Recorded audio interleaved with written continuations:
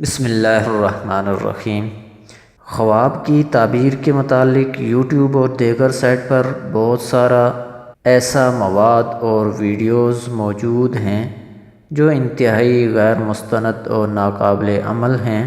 مفسرین نے لکھا ہے کہ خواب کی تعبیر جیسے بتائی جائے، چاہے وہ صحیح ہو یا غلط، وہ ویسے ہی واقع ہو جاتی ہے جیسے تعبیر بتائی گئی ہے۔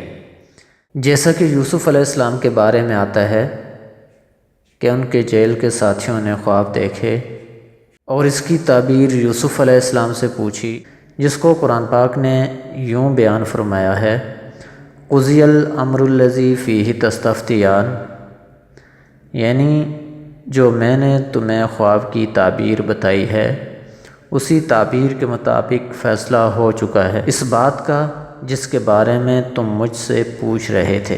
لہذا خواب کی تعبیر معلوم کرنے کے لیے ایسی غیر مستند ویڈیوز اور مواد کا سہارا لینے کی بجائے ان شخصیات کی پیروی اور اتباع کی جائے جو تقوی و طہارت، علم و عمل میں اعلیٰ مقام رکھتے تھے۔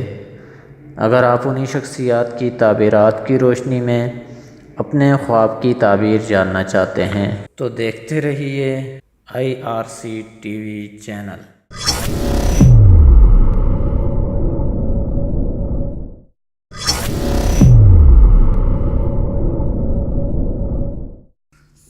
بسم اللہ الرحمن الرحیم۔ خواب میں اشعار۔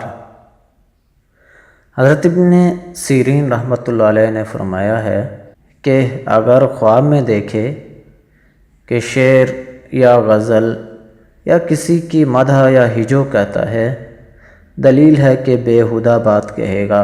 حق تعالیٰ کا فرمان ہے: وَالشُّعَرَاءُ يَتَّبِعُهُمُ الْغَاوُونَ، گمراہ لوگ شاعروں کی پیروی کرتے ہیں۔ لیکن اگر توحید یا نعت یا دانائی کی بات پڑھتا ہے تو پسندیدہ اور گناہگار نہ ہوگا۔